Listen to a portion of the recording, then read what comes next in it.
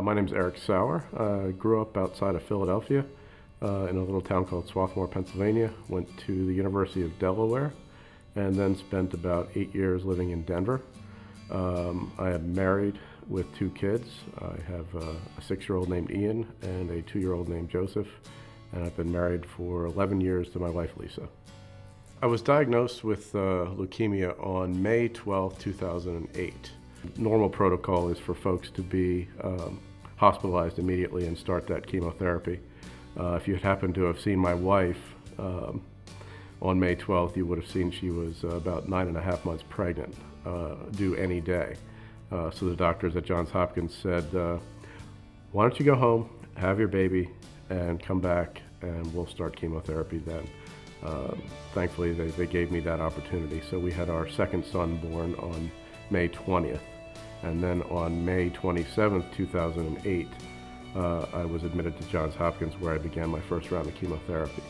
Initially, when I was diagnosed and spent the first couple weeks getting the chemotherapy and getting treated, I really didn't want to talk to anyone. All I did was listen to the advice of my doctors. Take my medication, do the chemotherapy, then I'd get on the treadmill. Put on my headphones and I'd walk. I'd put on my headphones and I'd walk around the halls in Johns Hopkins. And it was just kind of my way of trying to get through this. But as I progressed through the process, I actually had a few people reach out to me. And I just kind of wondered to myself, why am I not talking to other people who are experiencing these same things? And I had found a couple people who were behind me and a young woman who was ahead of me in the process. She would come and visit me at Hopkins and tell me about what she was going through and where she was in the bone marrow transplant process. And then I was helping a few people who were behind me in the process. Cam Wagner and Michelle Bresnick, two of my board members from the foundation. So as I was doing this, I just was thinking, well, why can't I create a mechanism to help people very simply? And the idea of creating my own foundation kind of began here, or at least this was where the genesis was. I wanted to create a foundation that was based on a few simple premises. One, I wanted to help families. I wanted to help any programs that supported families.